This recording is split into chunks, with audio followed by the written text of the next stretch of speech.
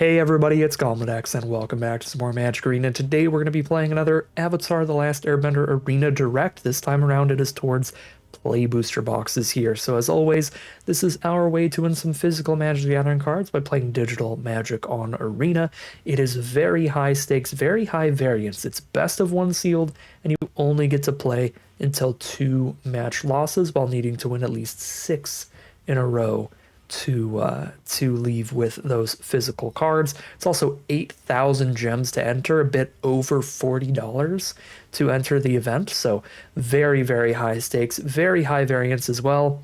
Don't feel bad at all if you can't justify throwing the gems at this thing. It is far from a guarantee, even for the best players in the world. The great example this time around is if you listen to Limited Resources, that limited podcast, you'll know that LSV, Luis Scott Vargas, famously one of the best limited players of all time, spent over $500 on the Collector Booster Box Arena Direct for Avatar: The Last Airbender and ended up with 0 collector booster boxes. So far from a guarantee, definitely a high variance event, but if you want a chance to get some physical products while playing some best of one sealed, if you are into both of those things at the same time, it can be worth the time. And if not, then I am here to suffer for you. So without further ado, let's hop into our very first Arena Direct of the Play Booster variety for Avatar: The Last Airbender.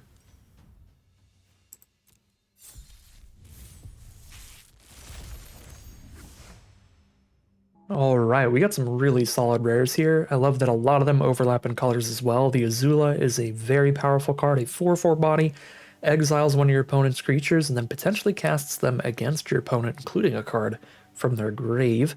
There are 2 Mana Flood Prevention lands in blue and black, which align with Azula's colors, as well as a great card draw engine with Obsessive Pursuit, so blue-black looks like a really good spot to be.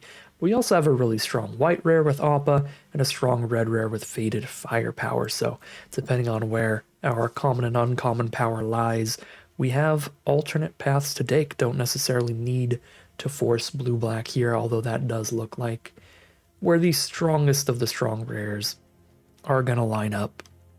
So let's take a peek at the multicolored colorless stuff here. We got a couple barrels of Blasting Jelly if we need those for fixing. No multicolored, or no 5-color lands, I should say. There's one Bender's Water Skin, one Aang's Journey for the just more very filler fixing. Any really exciting 2-color cards? Double Dragonfly Swarm's pretty good. Nowhere near Azula level, but that's solid. And then the hybrid mana cards I don't tend to really look at as multicolored stuff because we can play them in like just a blue deck or just a white deck, and Sokka can still be quite strong.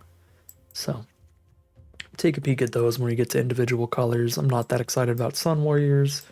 Double Dragonfly Swarm's cool. I'll keep that in mind. Maybe, I don't know, black, red, splash blue or something could get all those in. Black, blue, splash red. Something like that. Okay, let's take a look at all of our colors individually here. Worst update on Arena, I swear. All right, here we go. White is fine. White is just a bunch of solid creatures and not much else. Only 1 2-mana creature's a little awkward. What do the hybrid cards look like? They are not cheap, that's for sure. It's more 3 and 4 mana creatures. So yeah, the creature mana curve here in white is pretty awkward. But there's plenty of solid creatures here. Pair it with a color with some good 2-drops and, importantly, some good non-creature spells, and it could still be reasonable. Check out our blue now. We have a surprisingly low amount of interaction so far in the sealed pool. We had 2 airbending lessons out of white. Now we have a single It'll Quench Ya out of blue. None of those are really hard removal. They're the kind of stuff that's either tempo removal or like a counter spell you have to have at the right time. Has to be early enough in the game they can't pay for it. Yeah, not loving our interaction so far, but once again, similar to the white, the creatures are pretty good here. Obviously, we would need to pair this in a color with a lot of lessons, ideally, for the first-time flyer here. The 2 copies of it. But Messenger Hawk, Knowledge Seeker, Sokka, Teo, Azula, these are all really, really solid creatures. So just another color of good creatures and barely anything in terms of non-creature spells. What about black? What do you have for us?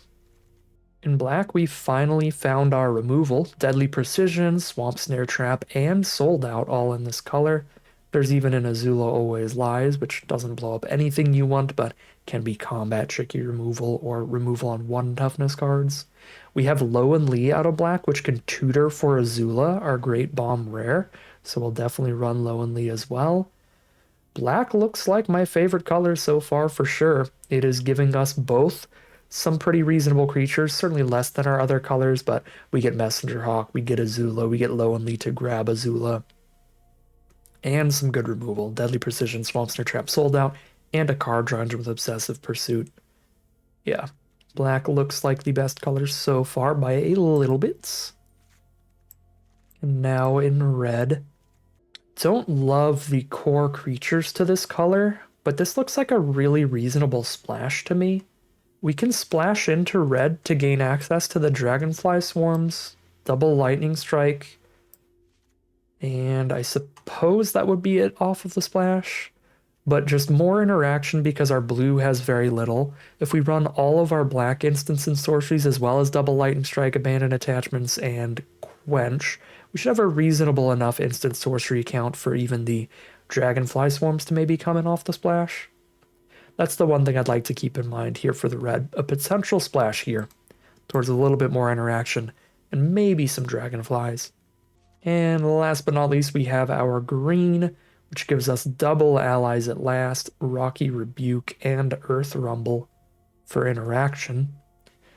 So lots of removal there. The creatures are quite mid. I like Badgermole. I like Flopsy. But Ruffians, Longfang, especially like Platypus Bears and Turtle Duck are super, super, super filler. Rockalanche is going to be really bad here because we're going to be splashing around. Earthbending Lesson is always pretty bad. Good interaction, but it's interaction that all requires good creatures to be on board, and the creatures are just okay. It's interesting. I mean, I think we could pair it with the black here for reasonable deck. Is there any world where we go like green, black, splash the blue towards Azula? Maybe that would be the play.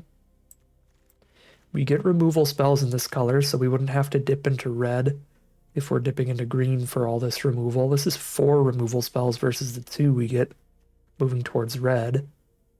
I could see green, black, splash, blue actually being quite a potential deck for us here. Definitely not playing Rockalanche or Earthbending Lesson. Probably not Abandon Attachments off the splash. A lot of our creatures are still quite filler here, though, looking at this. Cut maybe like a Hog Monkey, Swamp Hunters, and a Platypus Bear. Still have to run like a Turtle Duck in here. But yeah, I'm really not liking the creatures. I like the spells. I do not like the creatures in this deck. Something like that. Green, black, splash, blue.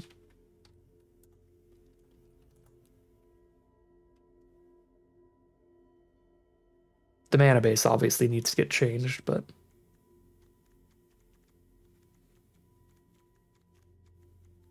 I'm not in love with this. Gives us the most interaction we can have, but pretty mid creatures. Throw a Battle Fan in there to help that out. Throw in the barrels for fixing.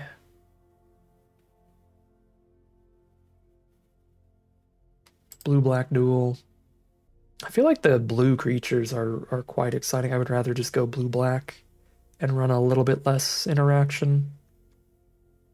Knowledge Seeker, Teo, double flyer to go with the Teo for those early triggers.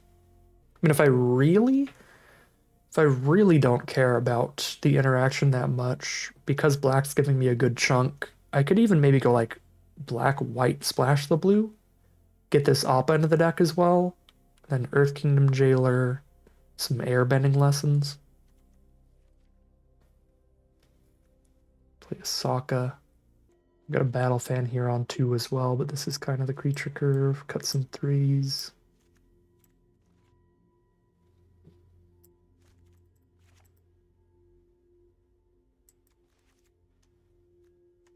When we'll have more than 3 swamps. This is still just all over the place mana base right now.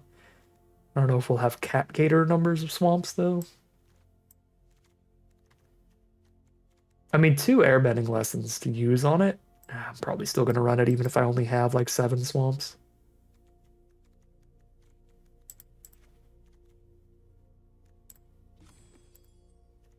This is 14 creatures right now, 13 and a Kyoshi Battle Fan.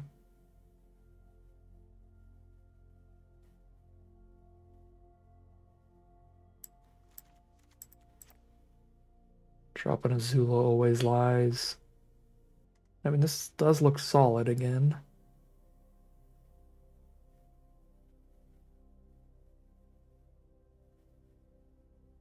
Let's see what it looks like with blue at the core. I feel like the blue curve is just going to be really good. Which helps Obsessive Pursuit a lot. This really wants creatures on board to get those counters on. So this is the no splash blue-black. I mean, look at this. This is such a consistent mana curve. It still feels like it's got pretty much just as good cards in terms of power level, honestly. It's got a Teo, it's got an Azula with a way to tutor her, it's got a Cat Gator that now has more swamps. It's got 3 black removal spells, 1 blue counter spell, and 2 barrels for interaction. This looks like an incredibly reasonable deck for me. If we want to splash into a color, we can cut like Geyser Leaper, Battle Fans, Snowballers. We have a stack of somewhat filler creatures we could toy around with. I think I still like keeping as many 1s and 2s as possible with this Obsessive Pursuit for them. But these all, we could swap a couple of these. I don't think I really need to splash into throwing lightning strikes in here.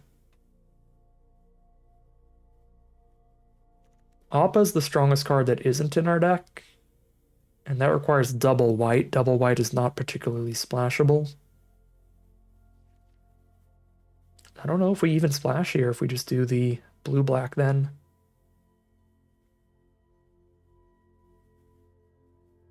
Just be like double check and make sure that we think Snowballers is better than Longfang and Ruffians.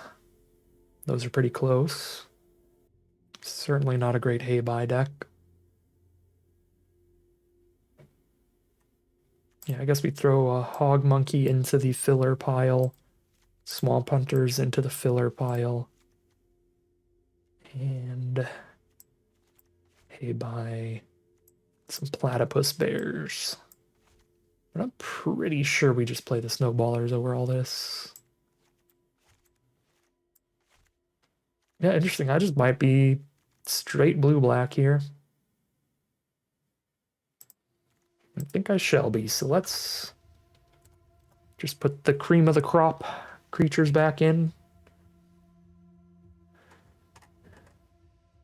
I mean, everything I've set aside is pretty filler, so none of these are cream of the crop, but just put some of these back in. So we just put 2 cards back into the deck.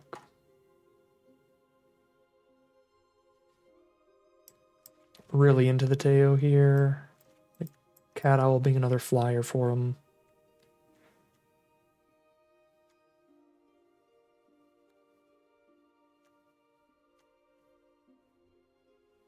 Should be Teo and Geyser Leaper. Or sorry, Cat Owl and Geyser Leaper. They both work with Teo. Geyser Leaper also works with Messenger Hawk, Knowledge Seeker. I think we're okay to go a little higher curve in sealed in general. In draft, I might be more interested in going Snowballers over that stuff, but I'm okay with getting a little higher there, getting another 4 and a 5.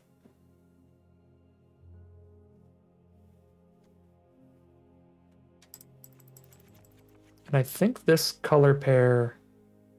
Okay, Battle Fan's actually still kind of interesting. So we can move this over to a flyer. It's an early blocker for us as well. It's good with water bending, but I only really have the one water bending card. Yeah, I guess it's actually a fine cut here. Is it stronger than Merchant of Many Hats? It's a pretty close between these two.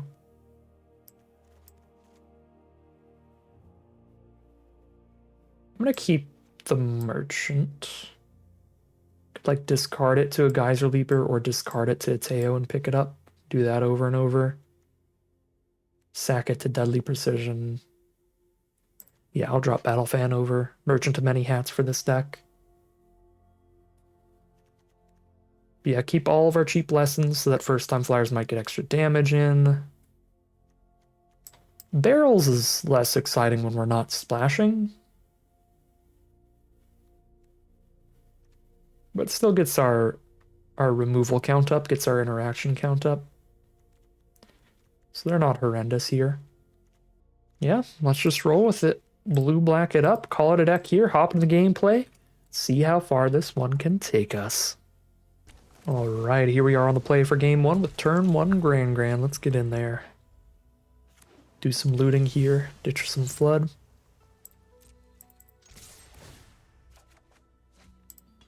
That is absolutely what we do. Ditch some flood. Drop a first time flyer.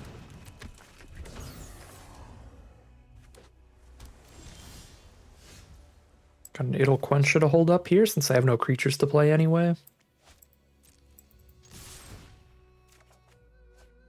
Ditch the Azula Always Lies to buff the first time flyer immediately.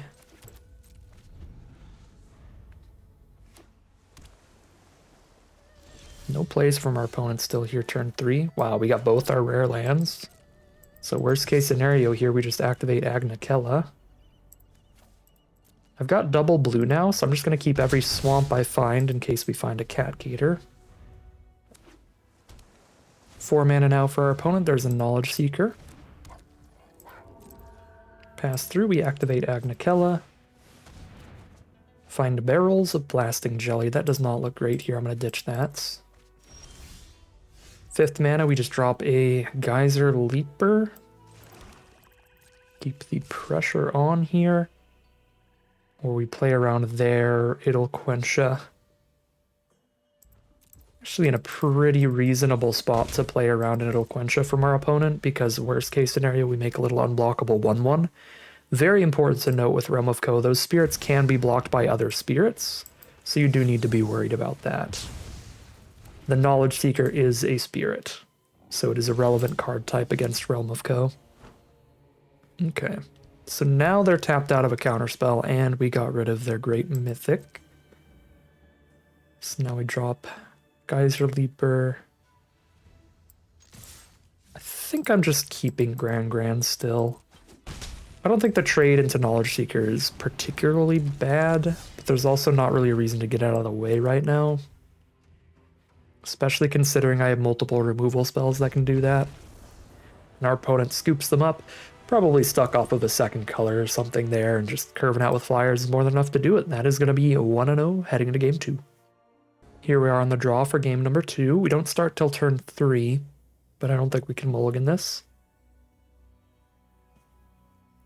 We have a 3-4-5 curve. We have both of our colors. Doesn't have any removal, any kind of interaction. Things could definitely go wrong here, but I don't think it's quite worth a mulligan right off the bat. It's Pretending Pox Bearers. So far, we have drawn another 3 mana play and then another land, so we still won't start the curve till turn 3. We're playing against black-white. There's Zhongzhong's Deserters. 2-3 and a 2-1 out. We should probably just drop the Sokka then, for a creature with high enough toughness to actually hold them off if they don't play a removal spell.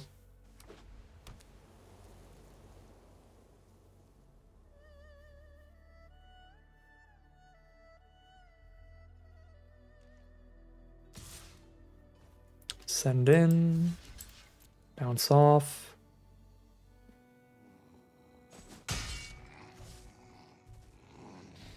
If they had like a +2/+2 combat trick, I would just expect the attack both there, so Pretty confident with that block, and they did not have anything. They might have something on blocks here. Maybe destroy an attacking creature or something. Nope. Here's a cat owl. They have no blue mana untapped. Not worried about quenches.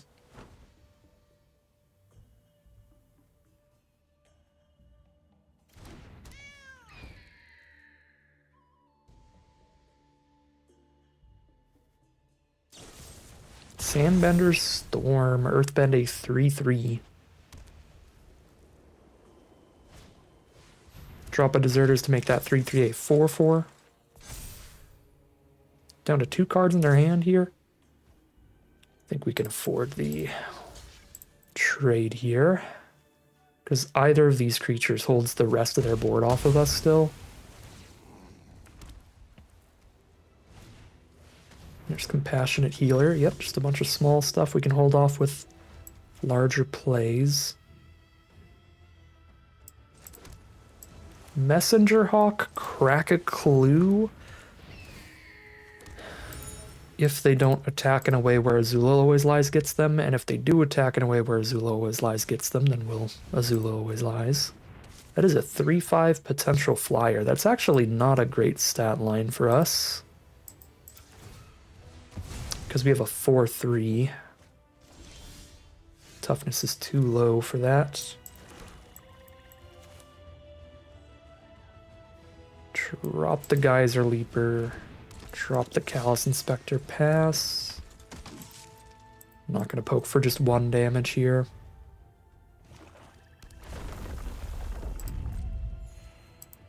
I guess I can double block the 3/5 flyer.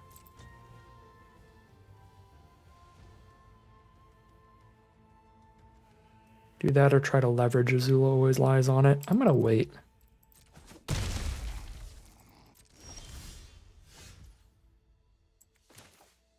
We have Cat Gator mana, but it's Cat Gator for 2. You know, we actually just outrace this enough, especially with Cat Gator as well. We should probably just get Sokka triggers every turn. Oh, Sokka has to attack for Sokka triggers. Dang it. Okay. Oh, the Sokka trigger buffs the Hawk, though. Yeah, no, we're flunging here. If we top deck Azula, that makes the flunge really easy. Good grief. Yeah, Sokka can kill Compassionate Healer. If I make Sokka 5 toughness, Sokka still dies. 5 toughness, kill a Poxbearers, then I kill just Healer still. Yeah, this is not an Azula Always Lies combat. Put them to 12. All of their creatures are cheap enough that Azula immediately recasts one. That's so gross.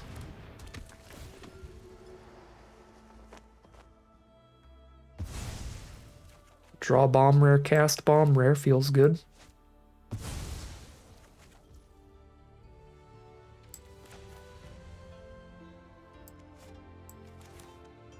Let's go for a 2/3 on blocks.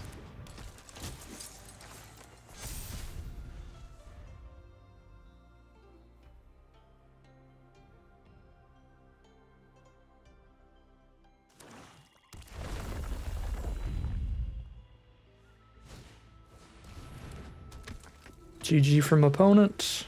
There's the concession. That is 2-0 now. Good rares are good. 2-0 heading into game number 3. Here we are for game 3. We're on the draw, so pretty unlikely Grand actually connects here. Believe the hand is still a keep, but it is similarly awkward in terms of speed. If our opponent has a good curve out, we could die here, especially on the draw. We play a Grand and then wait till turn 4 if we don't draw anything in the meantime.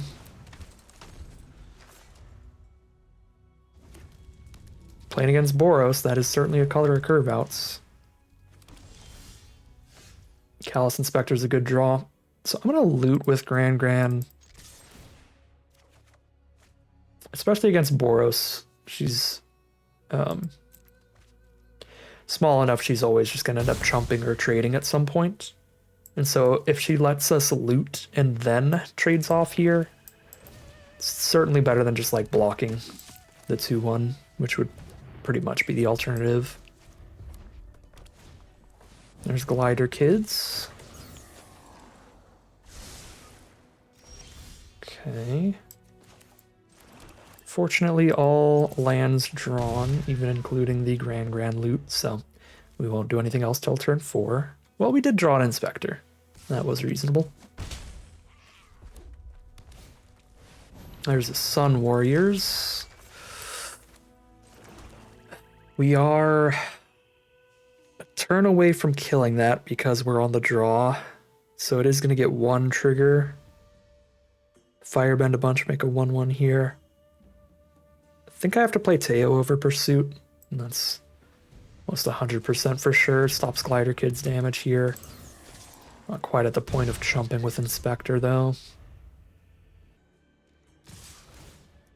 Send in the team, play any kind of combat trick or like get a 1/1 here.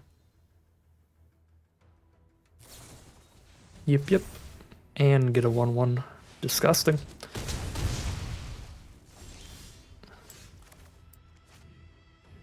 If we don't miss any land draws, we are still in this game. We're 2 turns away from trying to stabilize off a Cat Gator. Cat Gator into Obsessive Pursuit as well, throwing counters onto the Gator. Make just the chunkiest lifelinker.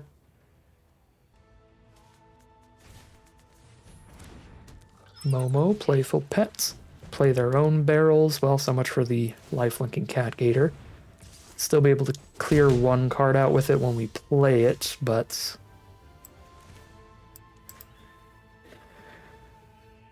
the Gator itself's gonna die.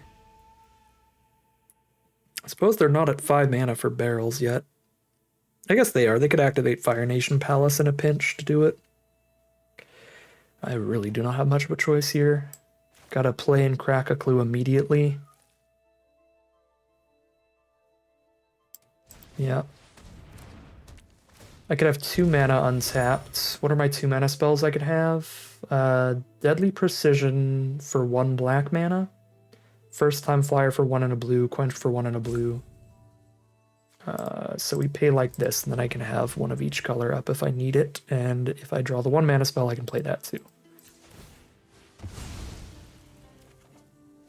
Okay. Solid draw. My problem with this draw. If I play the untapped land now to play this, then I have no guarantee of playing Cat Gator next turn. If I don't hit an untapped land, then that means no Cat Gator. I think I have to just play pass awkwardly. I take 1 extra point of damage if I attack with Inspector here. Yeah, let's get the counter on it.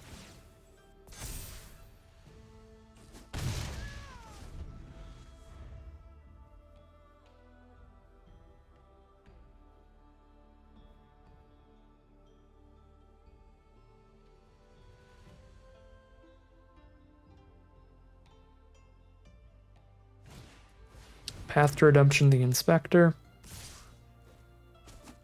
Which is a way to kill it without even giving us the card. Get our clue. Come on, swamp off the top. Swamp off the top.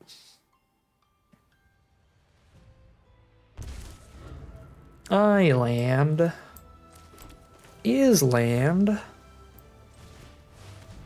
Alright, so now they activate Fire Nation Palace to give one of their creatures mega fire bending. And then they... Okay, or they just have Lightning Strike too. Certainly not a good spot then.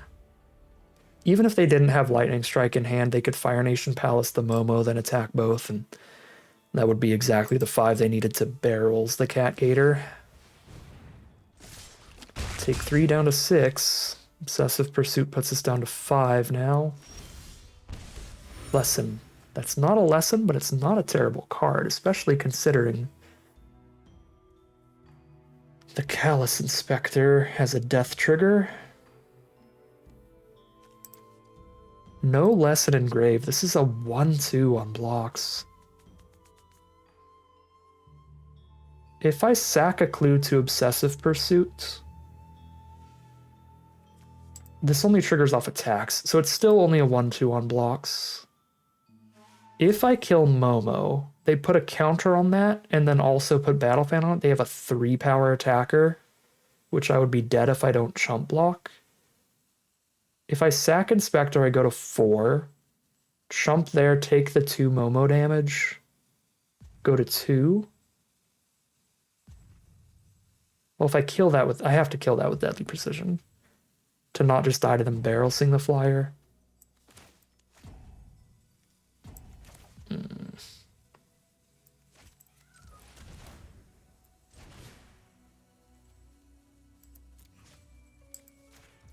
I think I have to kill the 1/1 instead of the Momo.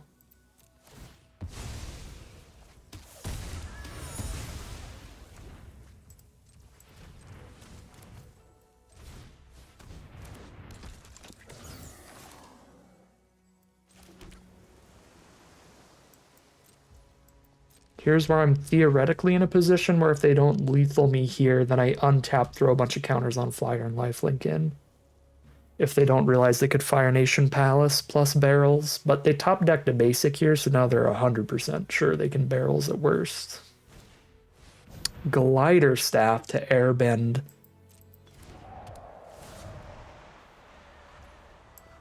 It's a really, really aggressive opener from our opponent. Just get it out of the way. I don't have any instant speed 1-mana plays in this deck, yeah, so it resolves now. And then they equip, and that is dead. Glider Staff has been absolutely filthy in all these sealed events. And that's 2-1 heading into game number 4. Here we are for game 4 on the draw again. Pretty strong looking opener. First time Flyer plus it'll quench it to give it the buff. And in the late game we have that Azula. There's Big Aang. Or sorry, Big Appa. Now we have a Cat Gator at the very tippy top of the curve. If we live that long against Abandoned Air Temple, I'm scared.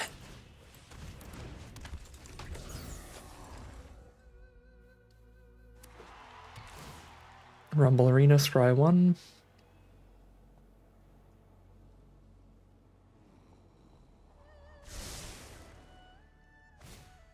Drop a glider, kids. I wish I were on the play. Because then Flyer's out and we have Quencha untapped by the time they have 3 mana up to play glider, kids.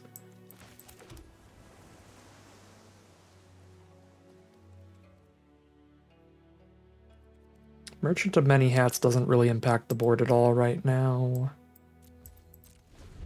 And turn 4 I can play it and still have the Quench up. We don't have a turn 4 play in this hand.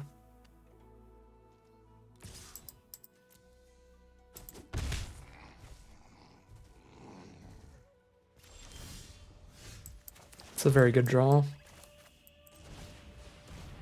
Now we can play Abandoned Attachments instead of It'll Quench Ya.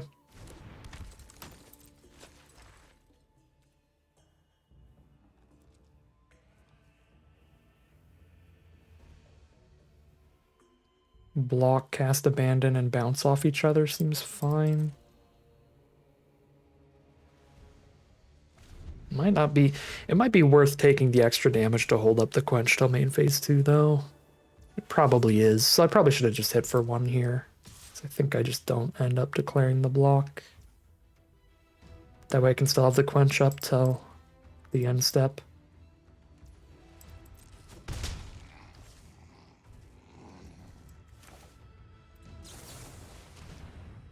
I'm drawing another 2 here. I think I'm getting rid of Geyser Leaper at that rate. Tort's Cat Gator is a huge way to flip the game. I'm not running out Azula against a blue deck that has cast a single spell all game. Especially when I can work my way towards having 7 mana up here. And at 7 mana, then I can Azula with It'll Quencha back up. Or just have the 2 mana up if they have their own It'll Quencha.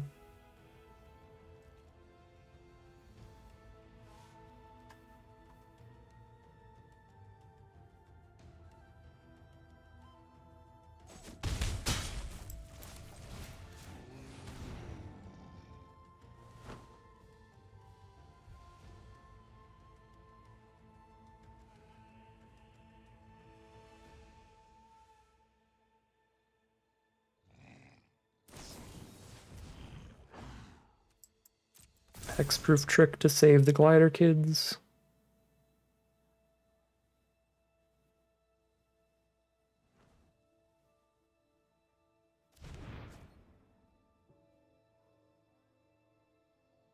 $16-16, but they are on the play. They get the first crack back here. Airbending lesson the first time flyer. They draw a card immediately and force a recast. I think this is a fine quench target. They're missing lands here, so any extra draw they get is pretty valuable right now, I think. So we also don't know for sure how many colors they are. They're running both a dual land of North Pole Gates and a Rumble Arena. So they could be like stuck off of an extra color where they need to be using like the Rumble Arena to filter the mana to where they're really low on mana here.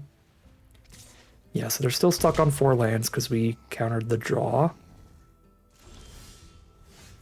Now we're 1 land from Catgator, and we're also 1 land from playing around Quench. 3 damage on the crackback, let's send in the team.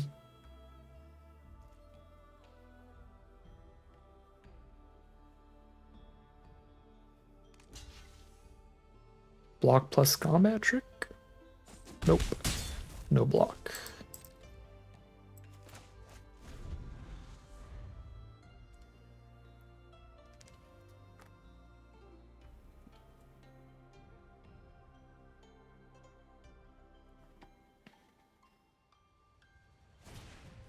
Glider Staff.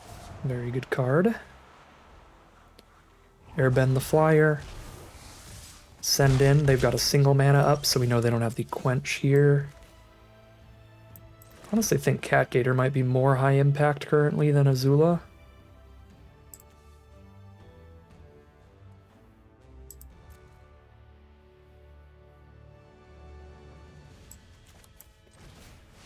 I guess if they have exactly another hexproof trick, this is worse.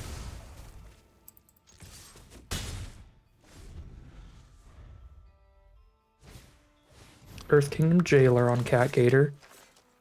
That would actually be kind of wild. Because, I mean, hold up. Now if I kill the Earth Kingdom Jailer, they kind of lose on the spot. It's not perfect for our opponent. So we get their Curious Farm Animals and something from their grave. Probably Glider Kids. What's the other one? Octopus Form? Probably Octopus Form then. Yep, Octopus Form. So I believe we can only cast that during our turn. During your turn, you may cast cards exiled with Azula. Okay. Play Curious Farm Animals. And first time flyers then?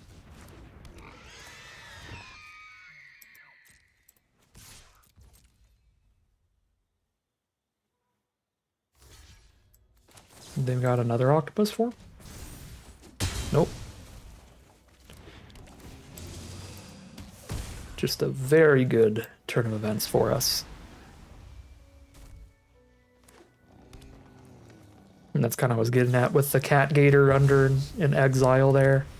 It's like, well, if I save the Catgator from that, that's going to be disgusting. And it sure was. That is 3-1 now, heading into game 5. Here we are on the play for game number 5.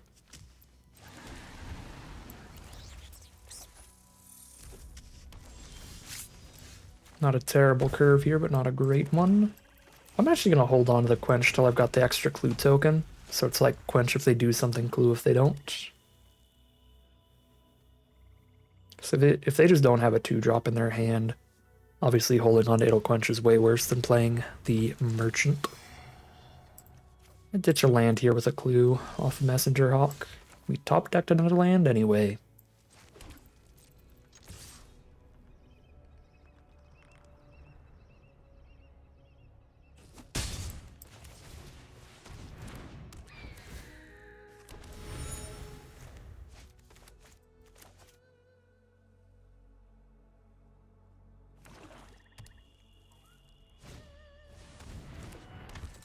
Might be a little hard to justify holding up Quench over just playing the Cat Owl. Oh my god, and we'll have all these other things to do when we're holding up Quench in the future? Good lord.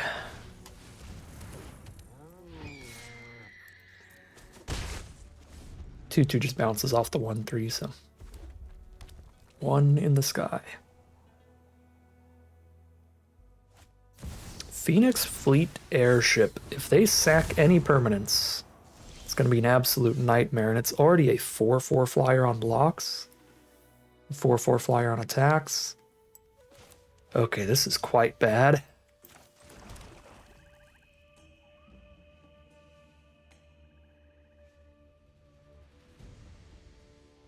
So we just scooch on through and start activating our lands every turn. We have the double block. We have the double block to kill it on the defensive. We just don't have any way through it on attacks.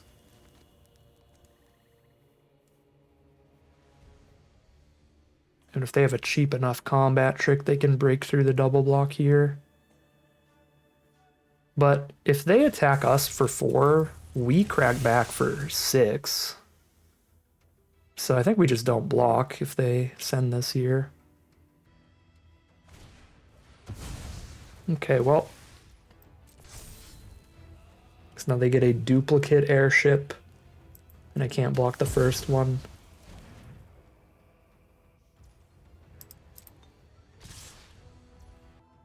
Depends on what's in their hand here. Best bet could be finding removal to kill all of the non-vehicle cards.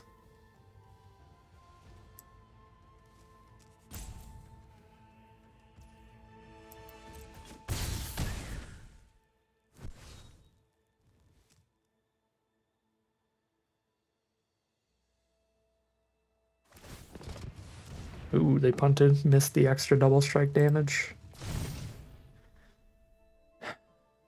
Yeah, we feel much more likely to win by finding removal than by like outracing with spirit tokens.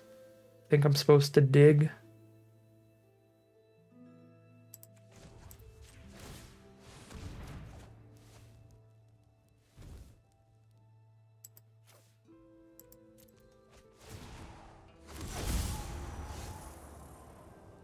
Can't. Oh, I can attack here because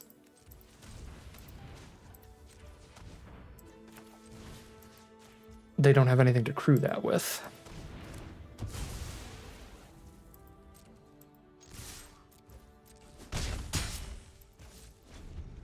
Got the barrels potentially for the next card. If it's too cheap to quench, that is not too cheap to quench. We'll counter the second mythic. Find a sold out. Crack a clue, hope to find land 4, and if I don't, just play a barrels.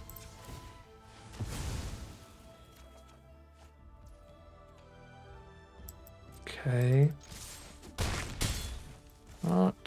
Not great. Not great. We need 7 mana for that thing.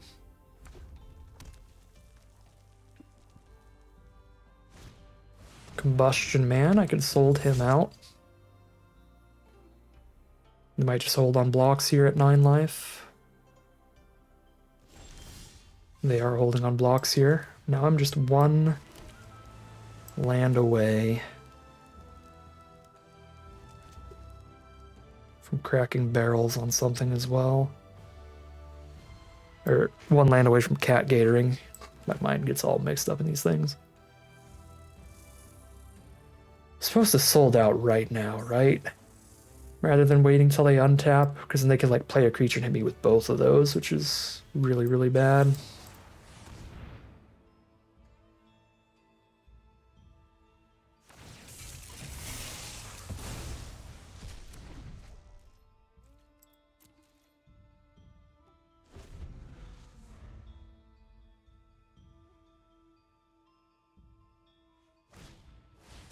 Treetop Freedom Fighters is such a good draw. That crews both of the airships. That's completely gross. Okay, so I think I win if I hit Cat Gator Man, and I lose if I don't.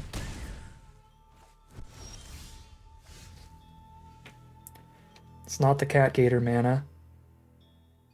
If they have no creatures in hand, I can still barrels the Freedom Fighters, chump an airship with Messenger Hawk if they play another creature.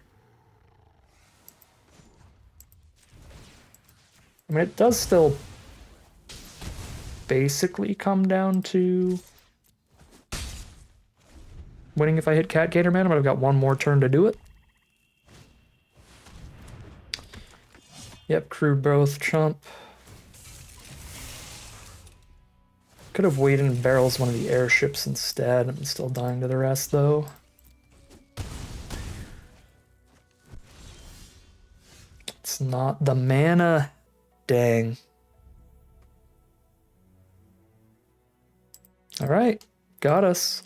Things just lined up pretty rough there. I think we had the right idea once the airship resolved of just trying to draw into the removal to clear out the crewers, but like, I guess the sold out in the barrels could have ended up going to the airships instead. He's trying to.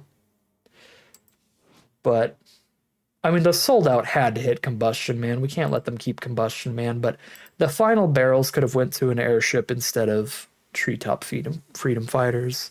So I could have played that turn out differently. But had I done that and the barrels did go to an airship instead, I still go to 2, then I could still have the Hawk here. I guess they would crew with those and then have the 2-1 ready to attack as well, if I hadn't killed it yet. Yeah, it would be attack with these two and a 2-1, and then I would actually still have to chump.